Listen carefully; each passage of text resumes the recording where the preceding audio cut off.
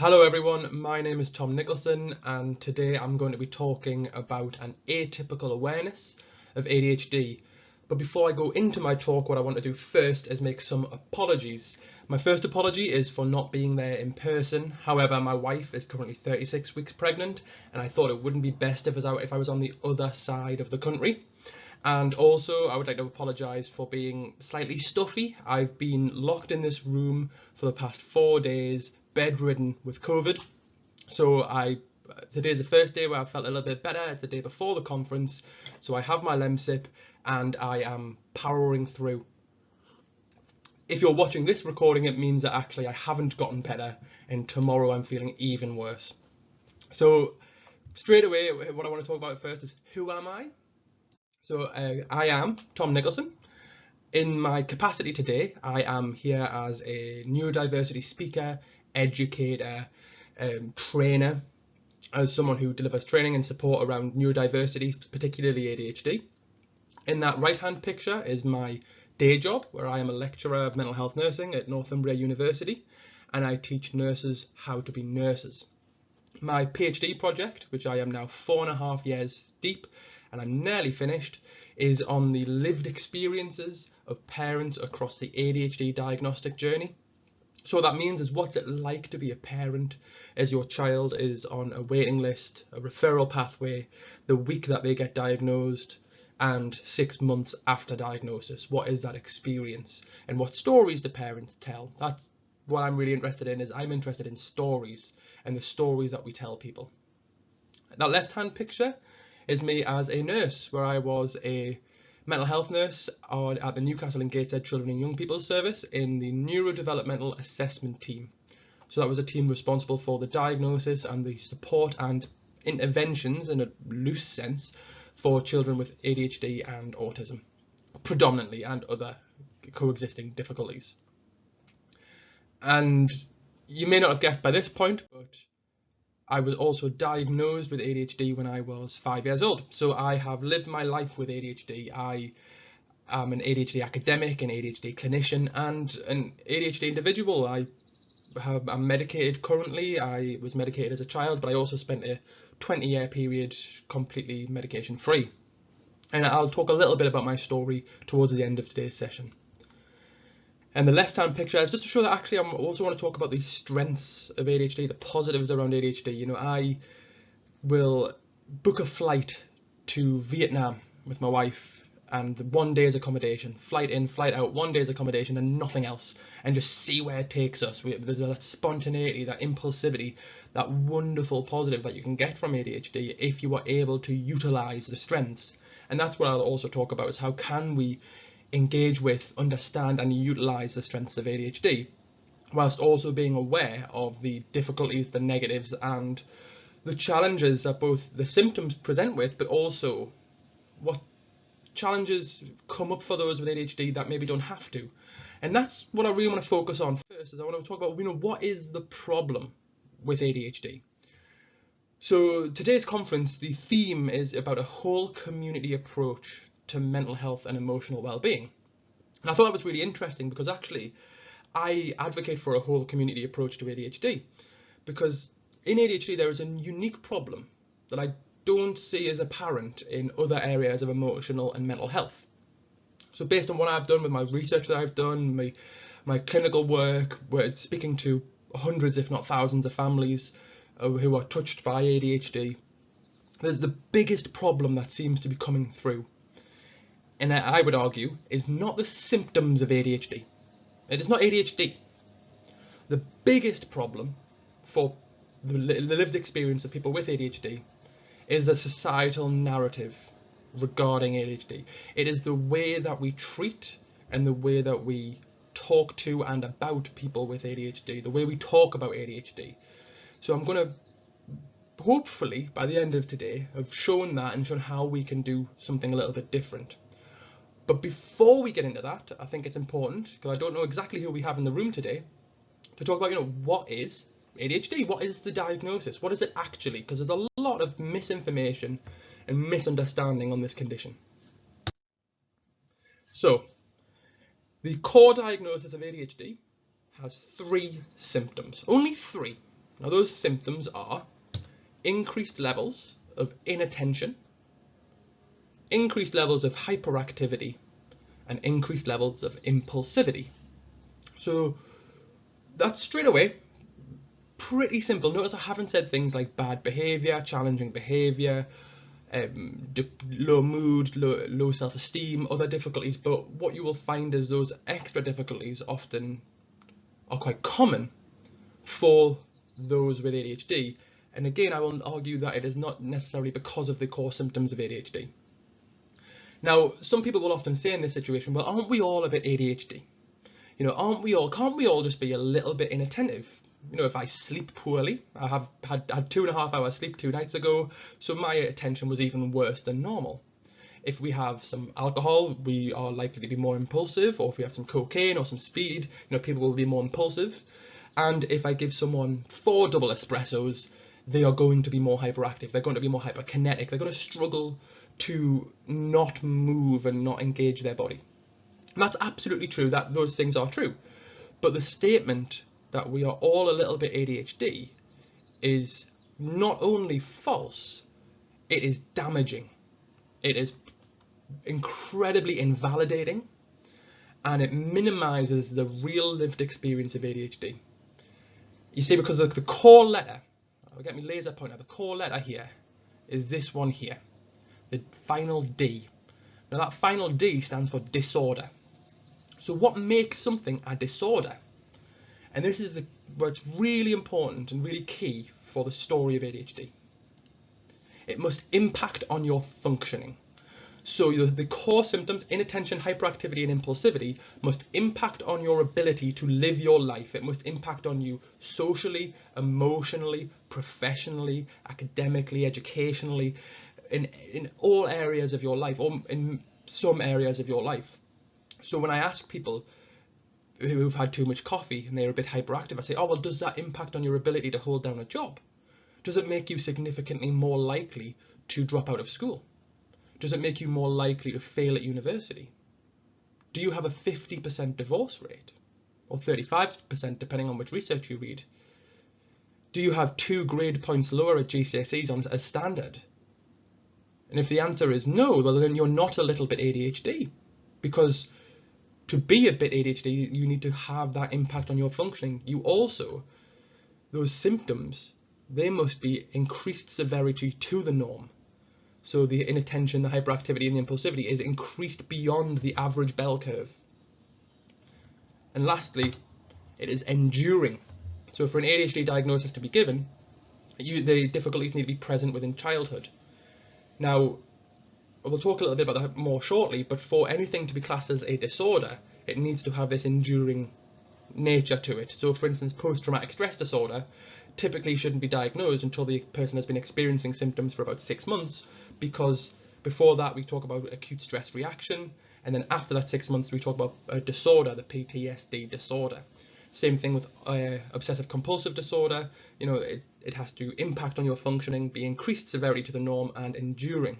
So for our ADHDers, our inattention, our hyperactivity, and our impulsivity are detrimental, are challenging. And I think that's really important to get across. But however, this is a very modern medical way of looking at ADHD. So what do I mean by that? Because there are 2 competing paradigms, ways of looking at ADHD. And I'm going to talk about both of them and about the strengths and the pitfalls of each, because how you see ADHD will massively determine how you will talk about it and speak about it. Now, ADHD is classified as a neurodevelopmental disorder. So other neurodevelopmental disorders, which I'll talk about in a little bit, is autism spectrum, dyscalculia, dyspraxia, dyslexia, tics, Tourette's, dysgraphia. Now, to break down this word, neurodevelopmental, well, neuro, we know it's about the brain, it's about developmental, it's about the brain development. So when we're talking about neurodevelopmental disorders, we're talking about the differences in brain development. And there's been some incredible fMRI studies to differentiate ADHD brains from other brains where there are quantifiable differences.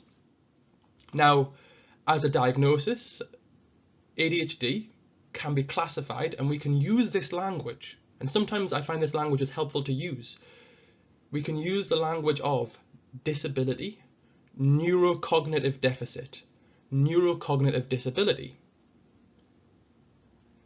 Now, I don't often use that language because I don't like words like disorder and disability. However, when people's ADHD is minimized, when the difficulties of ADHD, it's seen as, it's just ADHD. Oh yeah, they've got ADHD, but it's not an excuse.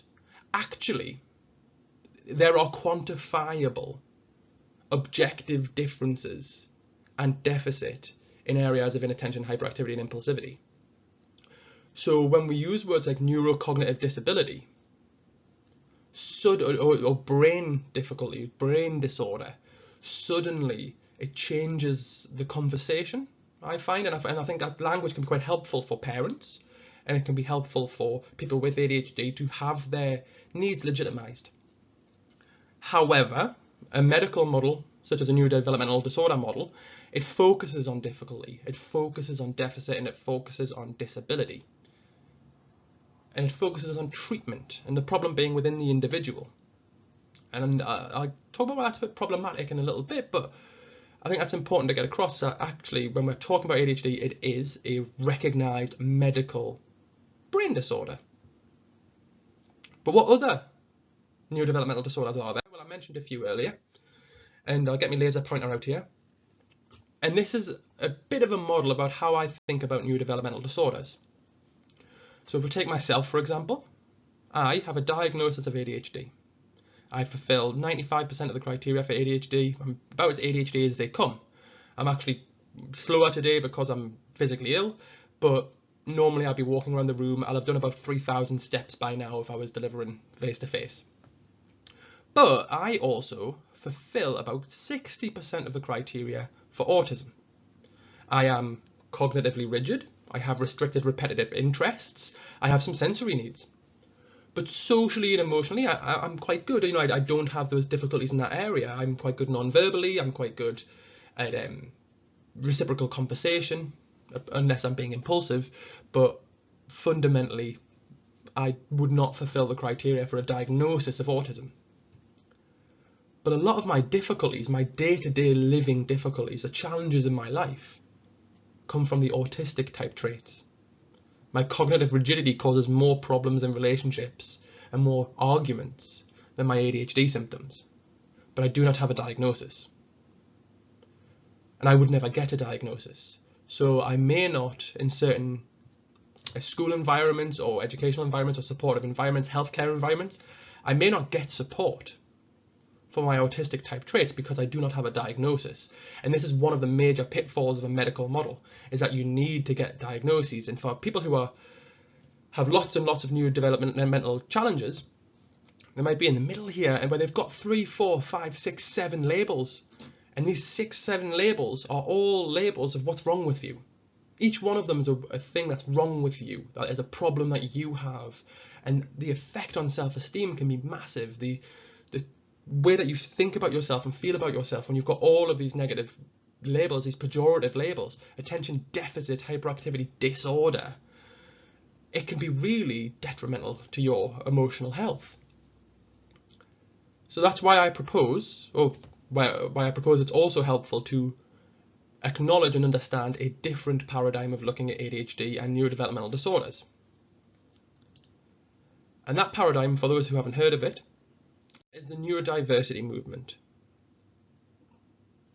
Now, the neurodiversity movement is different to the medical model. It is a social paradigm, and what the neurodiversity movement says is that those of us who are neurodiverse or neuroatypical, so neurodiverse, neuroatypical, people who have a neurodevelopmental disorder, we have impairments. Absolutely, I am impaired by having lower levels of inattention, hyperactivity, and impulsivity. That is my impairment. But I'm not disabled. What the neurodiversity movement would say is, I am different. I'm just different. My brain is different to those who are neurotypical. My brain is different to those who don't have neurodevelopmental differences.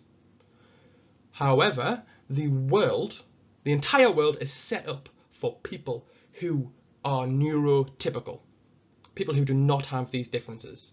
The world is set up for children and adults who are neurotypical to succeed. And in that world, in that setup, neuroatypical people fail. So to give some examples, why are lessons 50 minutes long in school, or 50 to 60 minutes? Well, that standard comes from the neurotypical standard. The average neurotypical child can sit and concentrate for that period of time, supposedly. But neuroatypical children can't do that. So they fail to meet the neurotypical standard. And so the neurodiversity movement, what we would argue is actually the problem is not the neuroatypical child, the neurodiverse child. The problem is the standard. The standard is what is wrong. The environment is what is wrong. To give another example, if you want to go for a job as a data analyst, you're going to be on a computer in a back room looking at a computer for 10 hours a day. How do you do well at interview? You shake someone's hand, you look them in the eye, you appear confident, you answer questions truthfully, but you might bend the truth a little bit and say things that are big yourself up a little bit, not confabulate, but make you a little bit hyperbolic perhaps. But do any of those things have any bearing on how good you will be at the job? No. So why does it have a bearing on whether or not you get the job? Because people who don't shake hands and don't look in the eye or find those things hard do worse at interviews, even if it has no bearing on the job. And that is a neurotypical privilege. That is a neurotypical standard, which has no bearing but disables people. To give you a physical example, if you're in a wheelchair, so you have an impairment in your legs that you can't stand, and you're in a wheelchair and you wish to go to see a play, and you go up a ramp, to a lift, into a slot where there is a wheelchair space for your chair, and then you watch the play. Are you disabled from watching that play? No, you're perfectly able. The neurodiversity movement would say you're able to do that. The social model of disability dictates that you are not disabled. If we remove the ramp, if we remove the disabled spot, if we remove the lift, now that person is disabled. So for them, the disabling element is the environment. And what I want you to do now, as we go through, is to think about how we disable those with ADHD in our environments. Now, a little bit of data just first, because I think this is always helpful to do. So how common is ADHD? So this is how many people under the age of 18 we would expect to fulfill the criteria for ADHD in the UK. So this is based on epidemiological studies across the world. This is a worldwide statistic. So what would we expect? Well, what we'd expect, and put your guesses right now, you've got a couple of seconds, maybe write something down, have a think, think about where our prejudices are, where our biases are, or whether or not we're pretty on point. And between 5 and 7%. So for something to be classed as a neurodevelopmental disorder, attention deficit hyperactivity disorder, we would expect about 5% of school-age children to fulfill the diagnostic criteria, 1 in 20.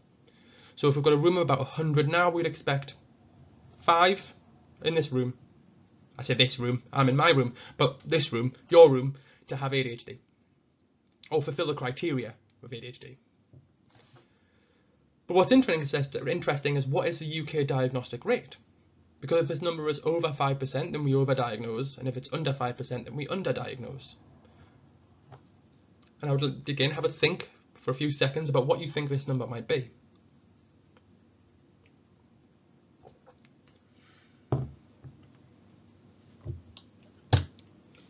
(1.6%). In the UK, in the under 18s category, we massively underdiagnose ADHD. So who are we missing?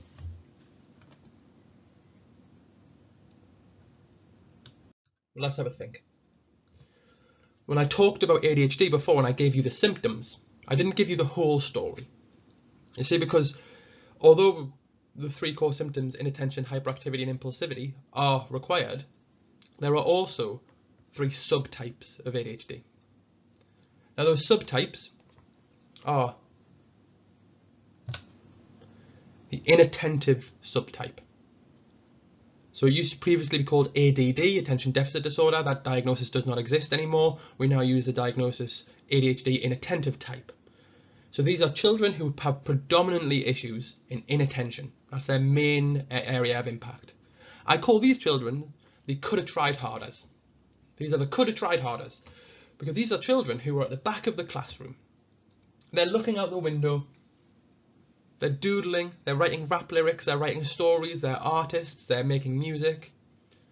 They're not paying attention, or they're struggling to translate what's on the board to paper. But what do they get called? Well, they get called lazy, weak students. They need to try harder, they need to apply themselves. Every single report card says the same thing. Has the ability and capacity, but doesn't put it into practice. Again, aptitude, need to work harder, apply. It's always the same stuff. Do they get referred to CAMS or SIPs for an ADHD assessment? No, why would you? Because they're just weak students. At least that's the prevailing way it's talked about. They have ADHD, they have inattentive ADHD, but we massively underdiagnose inattentive ADHD because it doesn't get picked up. But then these children grow up with these narratives, these beliefs about themselves. They fail to meet expectations. They're not good enough. They're expected A's and they get B's and C's. They're ditzy blondes. They let people down. They fail to meet expectations over and over again. And then they have self-esteem issues, depression, anxiety as they grow older. Our other subtypes, by the way, are hyperactive impulsive subtype, children with predominantly difficulties in hyperactivity and impulsivity, and combined subtype, which is difficulties in all 3 areas. So I'm combined subtype. Our gender difference, we diagnose, the number is slightly different depending on what you read, and more data is coming out now. For some it's 1 in 3, for some it's 1 in 7, for some it's 1 in 10, depending on which research study you read. But we diagnose 1 girl for every 7 boys on average. So the argument becomes, well, is ADHD not more common in boys? And not really. We're not sure. We can't firmly say that. There's a lot of work going on in ADHD in girls, especially with Professor Susan Young at the moment. And what we do know is that we diagnose more boys in the under 18s category, but when we get to the over 18s category, we're diagnosing more and more women than ever before. In fact, we're diagnosing women at ages 40 and 50, 30 and 40. Well, why? It might be one of the questions you ask. And if we think, well, what happens when you're in your 30s or your 40s as a woman? You have children, and your children grow old and might have difficulties, and then they might get diagnosed with ADHD at 10 years old. And then mum might say something like, but he's just like me when I was a child, or she's just like me when I was little. And as clinicians, we'd be going, yeah, she is. She has ADHD. See, because ADHD has a massive hereditary element. About 55% of children from a parent with ADHD will have ADHD. So my son, who's due to be born anytime in the next 4 weeks, that has about 55% likelihood of having ADHD. So there's a real hereditary element. So when we see children with ADHD, looking to the parents makes a lot of sense because neurodiversity runs in families. So as a mom, being a mom, being a parent, increased levels of inattention, hyperactivity, inattention, impulsivity. See, I just did it myself. That's going to make parenting harder. That's going to make parenting more difficult.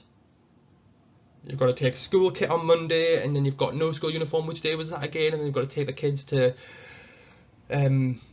we've got a holiday coming up and we need to pack for that, but we've also got to take the kids to scouts, and then so-and-so's got gymnastics and so-and-so has dance, and you've got to keep everything on loop, and you've got to hold down a job. It's really hard. And finally, those with challenging early lives. You see, because attachment difficulties and attachment disorder, attachment becomes this catch-all, I find, in some areas to explain all difficulties. But attachment difficulties are in relation to the attachment to your primary caregiver, so the relational attachment to your primary caregiver. But neurodevelopmental disorders are about brain development in utero, at birth. You can have both. You can have a neurodevelopmental disorder and attachment difficulties with your primary caregivers. In fact, if your primary caregivers have ADHD themselves, it might make it more likely, it might make it more difficult to parent if the child has lots of sensory needs and doesn't like being held, or doesn't like being comforted as much, and cries a lot, or has difficulties with interoception and feeding. Like, that can make early attachment harder. So I want you to bear that in mind, that sometimes we say, well, is it ADHD or is it attachment? And my argument was, well, why? They're not mutually exclusive. Why discount either? You look at both. One is a lifelong neurocognitive diagnosis, and one is a relational difficulty diagnosis, and emotional, social diagnosis. So I would be ruling both out instead of focusing only on one. Sometimes is what we do. But what I want to do now is I want to go into a bit of a deep dive of the different symptoms of ADHD. And we'll talk about inattention first. So what is inattention? Now, normally I would ask people to shout out if we were doing a training session, but it's not quite the environment. Now, sometimes when it comes with ADHD and inattention, people talk about inability to concentrate. And that's not strictly true, but difficulty is a better word. Because sometimes when a child with ADHD sits and plays Fortnite or Minecraft or with their Lego or trains for 5 hours, and people say, well, see, they can pay attention, but only if they're interested in it. They're choosing that to pay attention. And that misrepresents what we mean by inattention in psychiatry. Because what we're talking about in psychiatry is a deficit in variability of attention, or modulation of attention. So what do I mean in normal language? So it's a difficulty in paying the appropriate amount of attention to the appropriate thing for the appropriate amount of time. So when I ask parents or teachers, is it developmentally appropriate for a child to play Minecraft for 5 hours and forget to go to the toilet and forget to eat? No, what we call that is over-attending. And over-attending can be quite damaging as well. So for instance, I have a piano. I used to have it in my room and I've had to put it downstairs now. So let's say I have a meeting in 15 minutes and I go, oh, 15 minutes time, I'm just going to nip on the piano for a little bit. I'm just going to play a couple of songs. So I go over and I play my piano, I get lost in it, and then I'm there for 45 minutes. And now my knuckles hurt because I didn't warm up properly. I'm late for my meeting. And I run over, log on, and I go, oh, sorry everyone, I had an important phone call. Because as an adult you can do that. As an adult you can protect yourself from ridicule and from problems, and you can bend the truth slightly. But that over-attending on the piano, that is evidence of inattention. That is evidence of ADHD. So over-attending can be equally damaging as under-attending.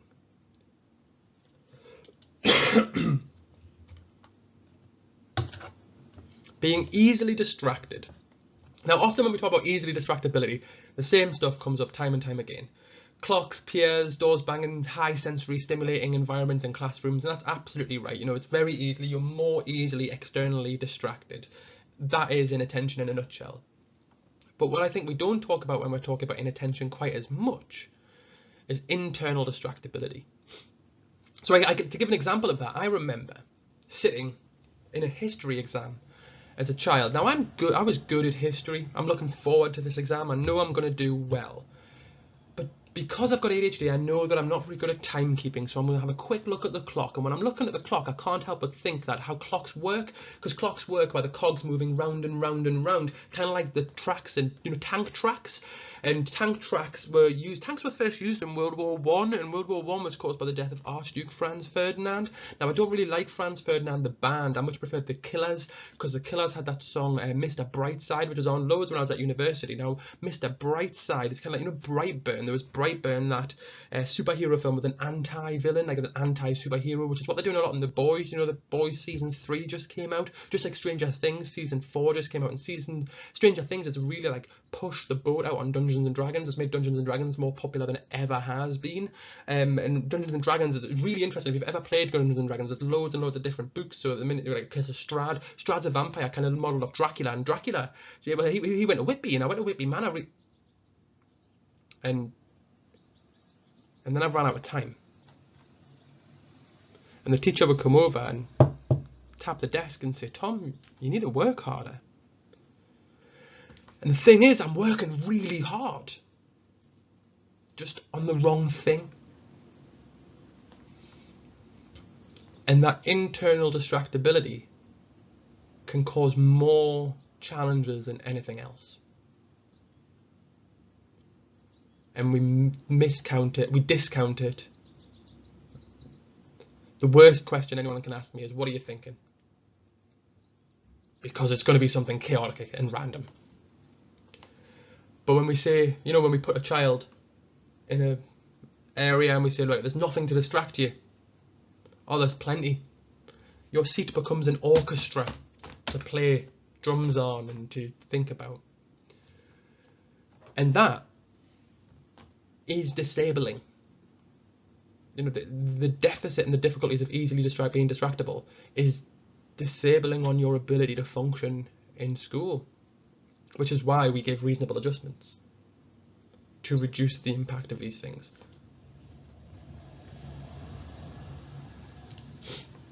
Because fundamentally what inattention does is it makes you make careless mistakes in your schoolwork.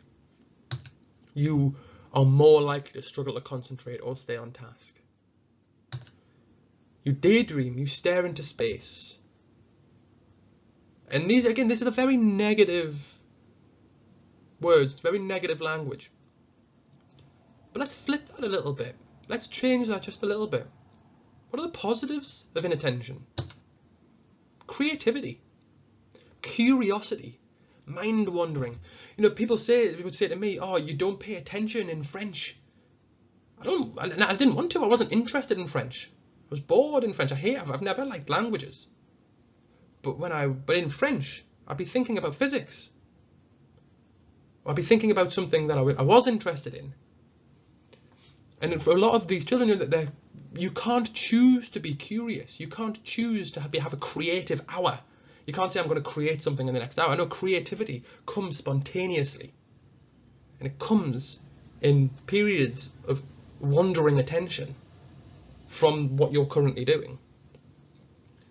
And this is why when we talk about the positives of ADHD, when we talk about people like Rory Bremner, the impressionist comedian, or will.i.am, the musician, and they talk about how their ADHD helps them to create because they're just not paying attention to what they're supposed to be. They're thinking about what they want to think about, and there's some random thoughts or noises or lyrics come into their head, and then they write it down, and then they've got a new song or a new act.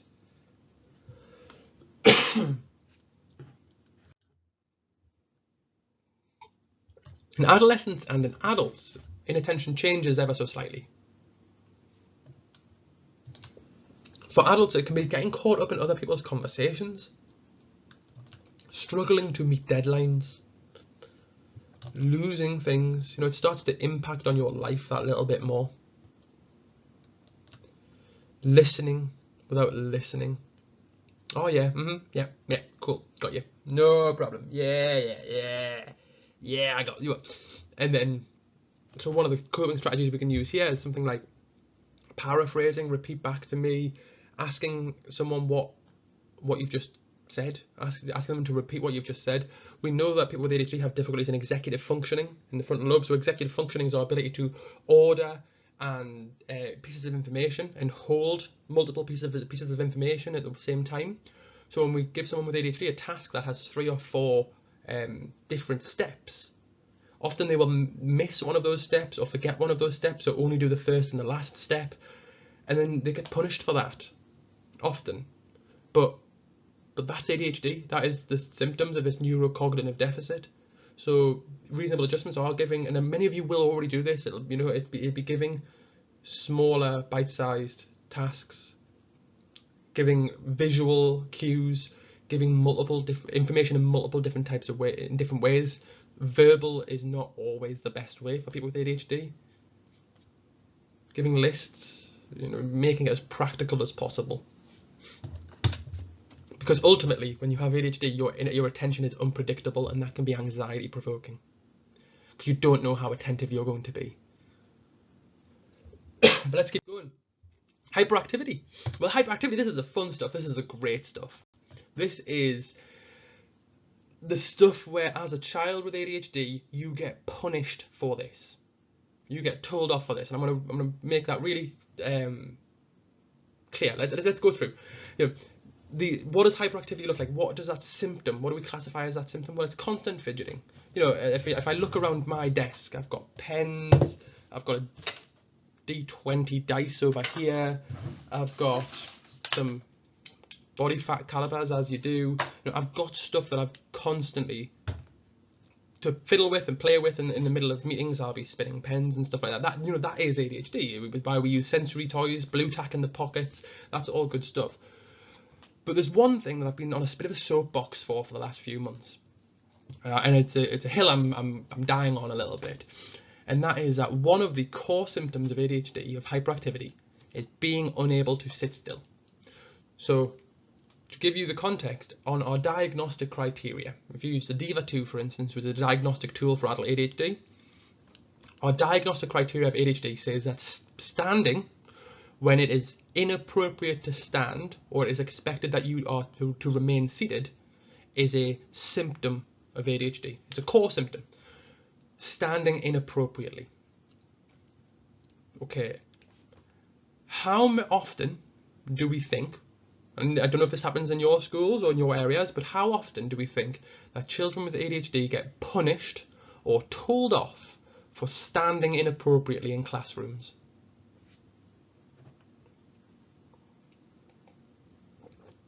Every single day. Not in every school, but every single day. And for most children with ADHD. I'm going to reword what I've just said.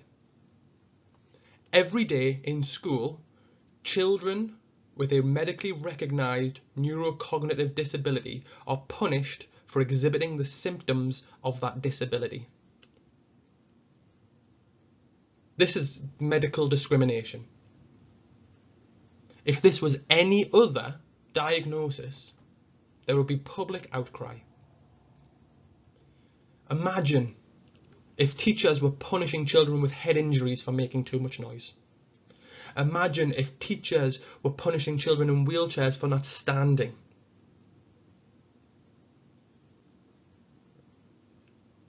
But in ADHD, that has become common practice, to punish children for standing inappropriately, for getting out of their seat, for rocking on their chairs. They have ADHD. They are going to do that. It is literally, that is evidence of their disorder, of their difficulty. And this is where the medical model can be helpful in these discussions, because we are punishing children for exhibiting symptoms. We say that, we use words like choosing to. Well, if they could choose not to, they wouldn't have ADHD. I can't choose not to do that. I'm going to be a doctor in ADHD. I'm going to have a PhD. I've got 2 degrees. I'm an academic in this area, and I still stand inappropriately all the time. But the difference is, as an adult, what I can do, if I'm at a conference, for instance, is I can say, I'm going to nip to the toilet. I'm going to go and grab a coffee. Does anyone want one? I'm going to go and make a phone call. So I can mask that I need to move and I need to get up and get around. I've got a swingy chair. Normally, again, I'd be walking around the room if I was in person.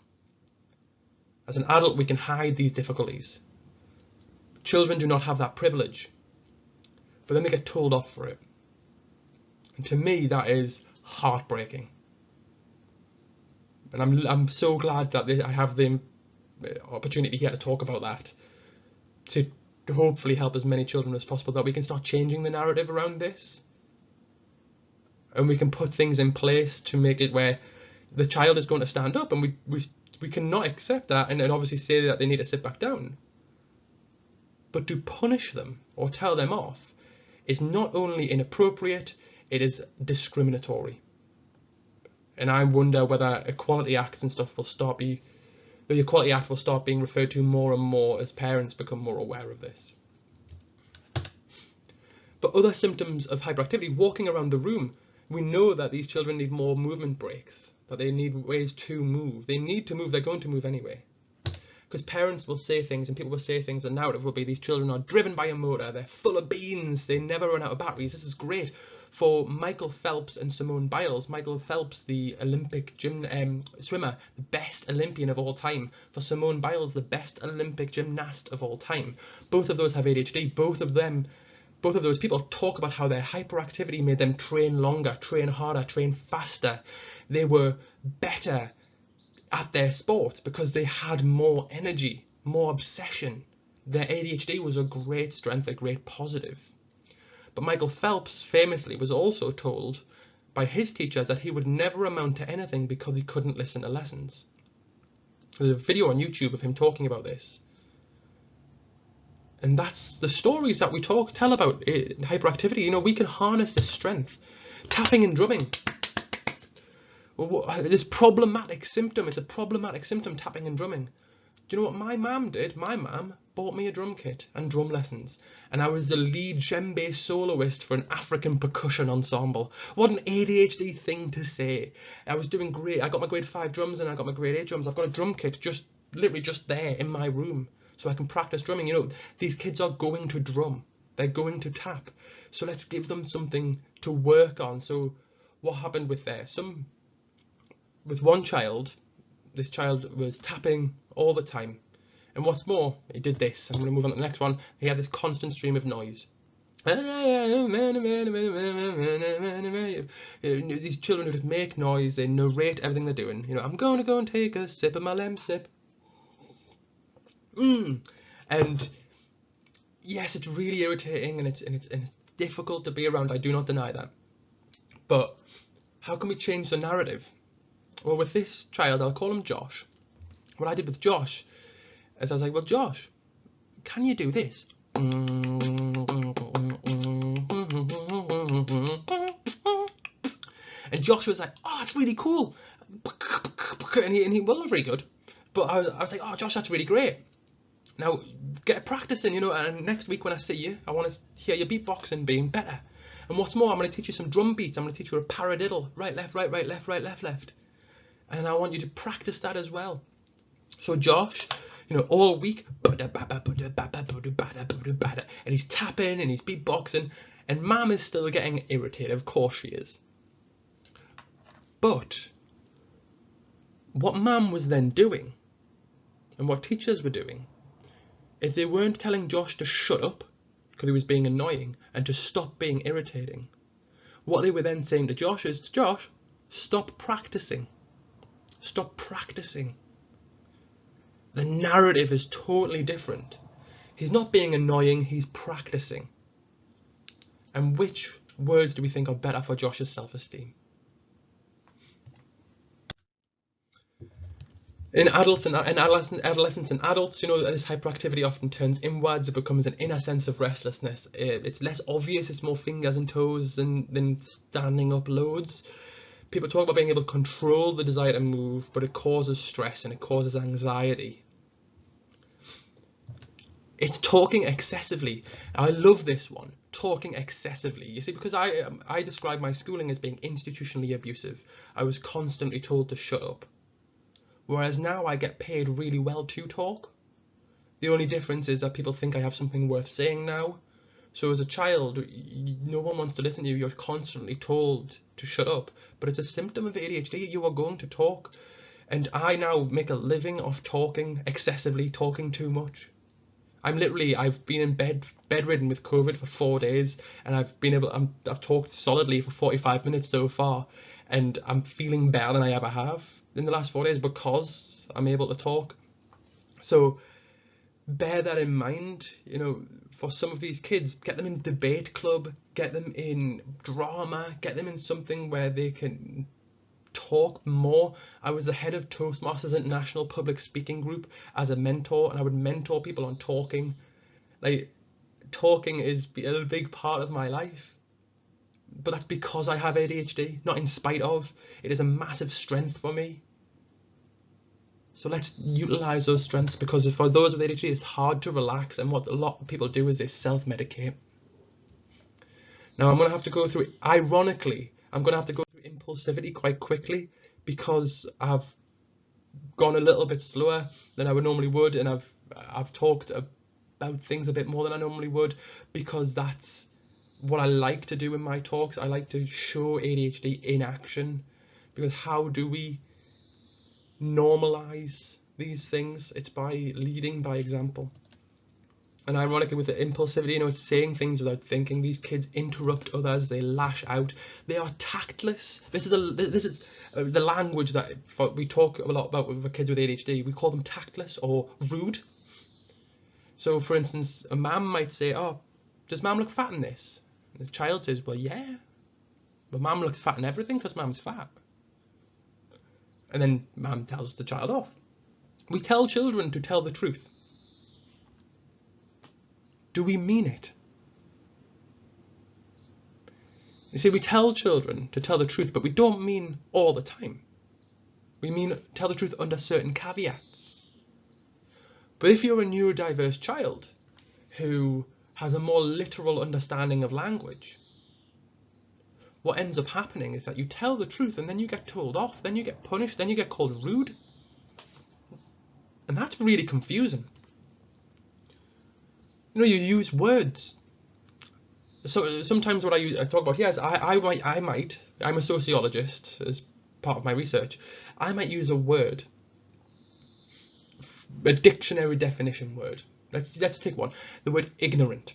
So if you call someone ignorant, what might they feel? Well, they might feel upset, they might feel like they're being attacked, they might feel like they're being called stupid. But what is the definition of ignorant? The definition of ignorant just means that you do not know something. So if someone doesn't know something, and if I then called them ignorant, that would be factually correct. But if they get upset because they feel like it means something else, there's an interesting discussion there, I think, about, well, hang on.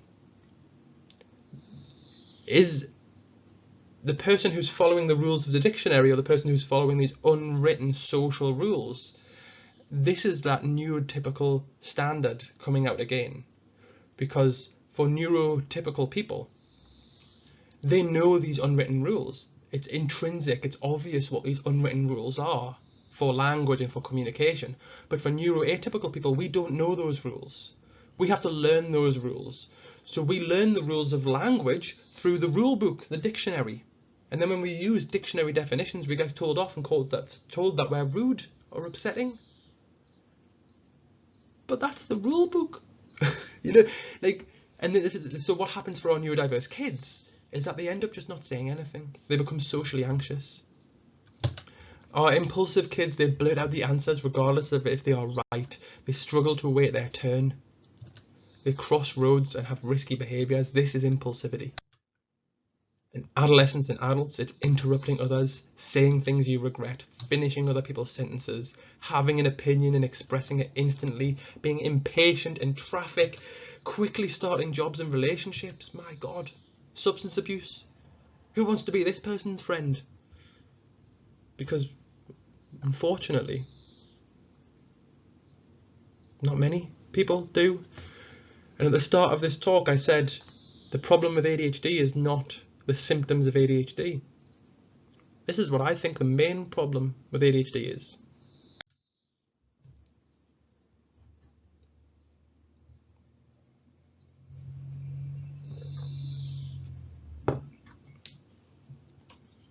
Utterly rejected. Year 2 children, when I speak to them, do not say that they don't want to play with the ADHD children because they are too impulsive, hyperactive and inattentive. They don't use that language. What do they say? They say, I don't want to play with Jill because she's naughty. I don't want to play with James because he's always in trouble. My mum says not to play with Josh.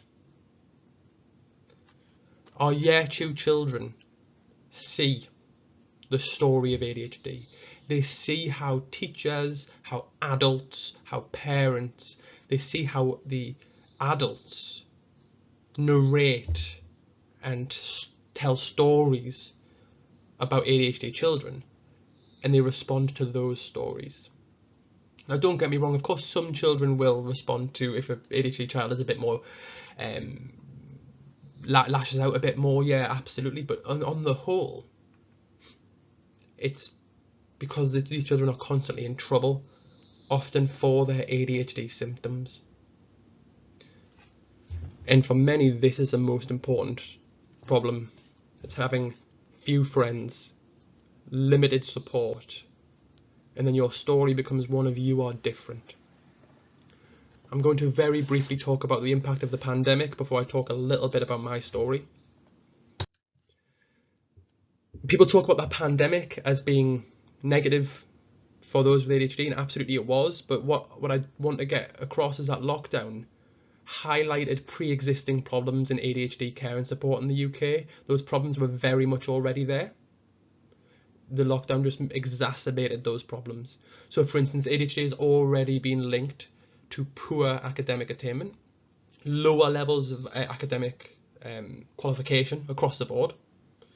But what the pandemic did, it shattered our routines, it changed our environments, sometimes for the best for people mind.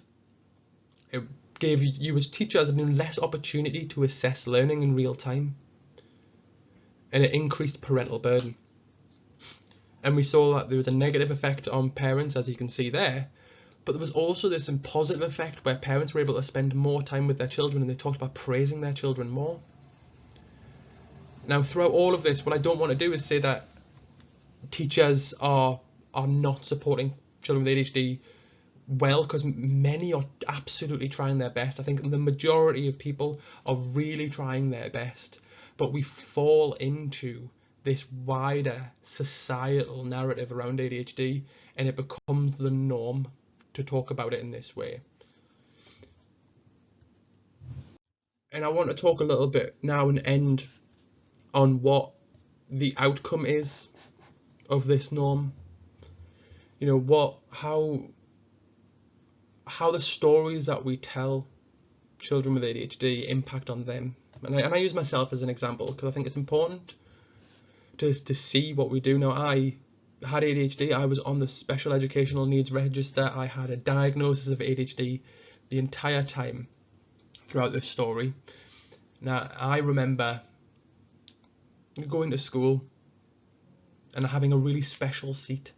I had a special seat at the back of the classroom, with my chair facing the wall, with a blackboard in between me and the normal children.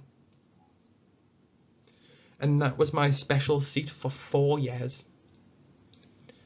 And teachers would say things like, imagine that there is an invisible wall between you and Tom, and words cannot get across. And often when I talk about that, people are horrified and say we wouldn't do that anymore.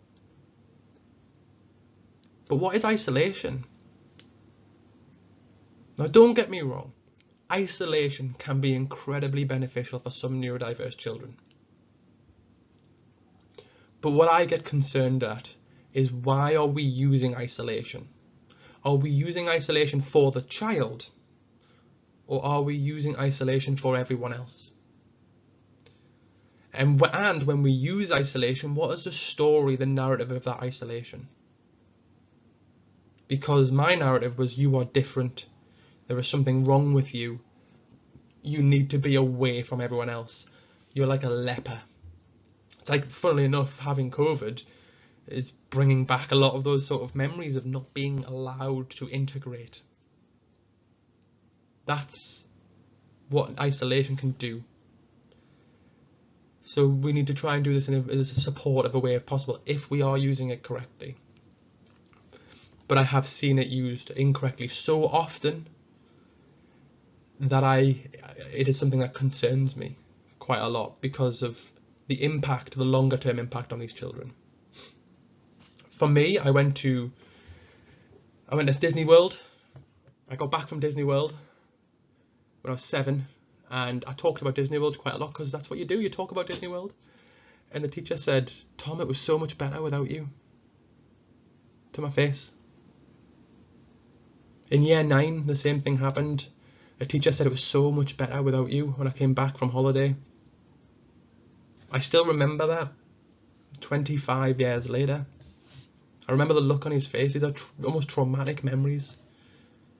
But don't just take my word for it. I've brought some report cards.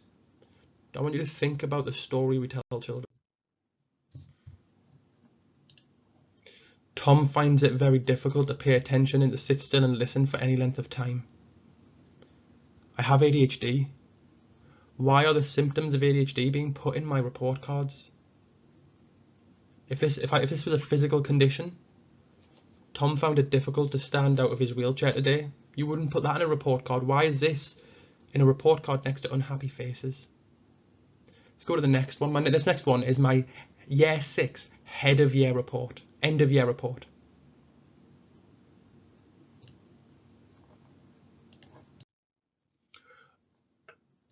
Oh dear.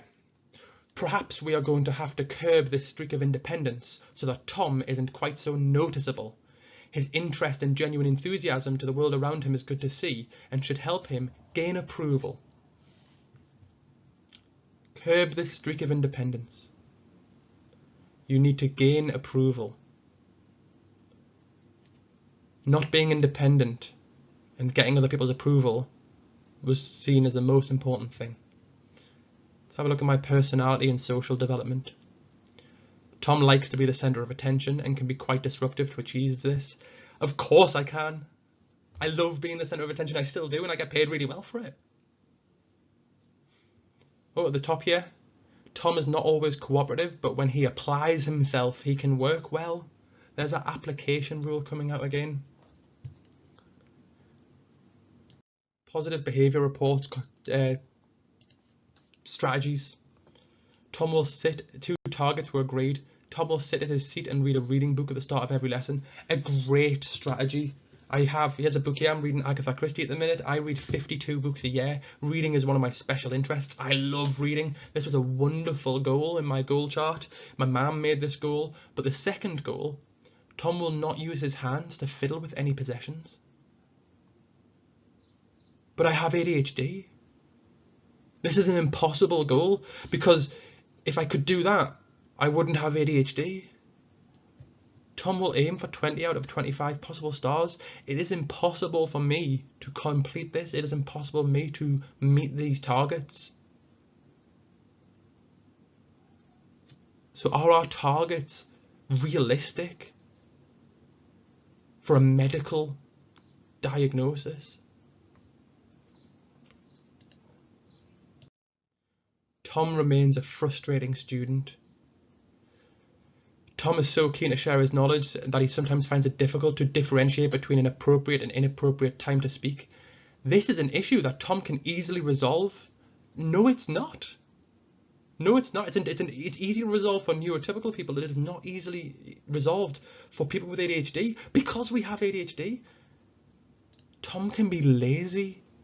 No targets met. This is from multiple different teachers. Next year, I will try to improve my attitude because I get told off a lot. This is my self-report. I need to improve my concentration because I get distracted a lot. I thought it was my fault. But in the last minute or so, I want to tell you about what can make a difference, and it is teachers. There were 3 teachers in my high school who were absolutely incredible. They changed my story. There was Mr. McGowan, my physics teacher. I would say to him, "Sir, it's really cool to put a CD in a microwave," and he'd go, "Yeah, let's do it." He showed me that you could learn for the sake of learning. and the curriculum didn't matter. Let's follow your interest. There was Mrs. Wright, my history teacher. She was a hippie, she was young, she was really cool. She would come into class and we'd learn about pre-Nazi Weimar Republic and Nazi Germany with role play, and she'd bring in figures and we'd just learn in this different way. She showed me you can learn in a different way, and it was amazing. And then there was Mr. Spurs. Mr. Spurs was my IT teacher, and I was very good at IT. And then I'd finish my work really quickly, and then Mr. Spurs would come over and say, hey, I bet you can't make this play an MP3 if I press this button. I bet you can't do this. And I'd really show him, and I showed him by doing extra work. I really showed him by going to the IT lab every lunchtime in my A-levels and got an extra A-level. And then as I look back as an academic at my report cards, and I see all these negative reports, but then I read Mr. Spurs' report. Tom is an outstanding student, very strong in the subject, excellent standard. His exam result was the highest any student has achieved in recent years. He always asks sensible questions, puts a great deal of thought, picks up new skills quickly, stretches himself by doing more than is required. Excellent attitude. So the capacity was always there. And what I'd be really interested if I was a head or a Senko, is I'd be looking at Mr. Spurs and saying, what is he doing differently? Because I can tell you what he was doing differently. What Mrs. McGowan was doing differently and what Mrs. Wright were doing differently is that they were telling me what I was good at. They were telling me that I was good at things, that I was great at things, that yes, I had difficulties, yes, I had impairments, but not only were you good at things, you were great at things. And those three teachers put me forward for the National Academy of Gifted and Talented Youth. And I was put on the Young Gifted and Talented programme. I was sent to Oxbridge on a gifted and talented excursion. Whereas in primary school, I was sent to the Hancock Museum when Ofsted came so that I wouldn't be in the classroom. These teachers were sending me to further maths challenges. And it turns out that I'm dual diagnosis, gifted, high IQ and ADHD.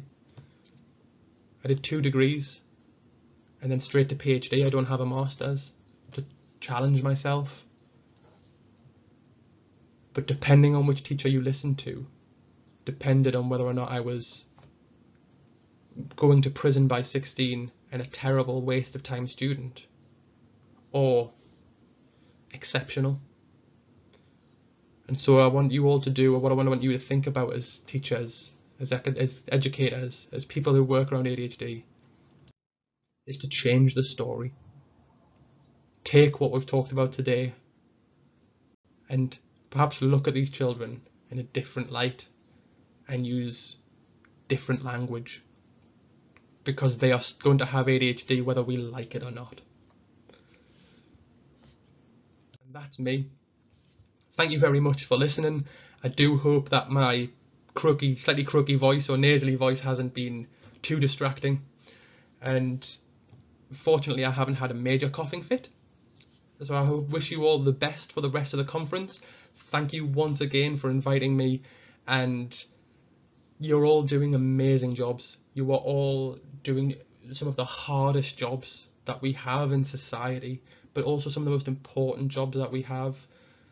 And I would just think with a little bit of a change, a cultural change, a narrative societal change, we can continue doing this amazing work, but also make life more tolerable, better for those with ADHD, and to really develop their strengths and use their strengths in the way that Google and Facebook and other employers are doing now, where they are actively recruiting neurodiverse people.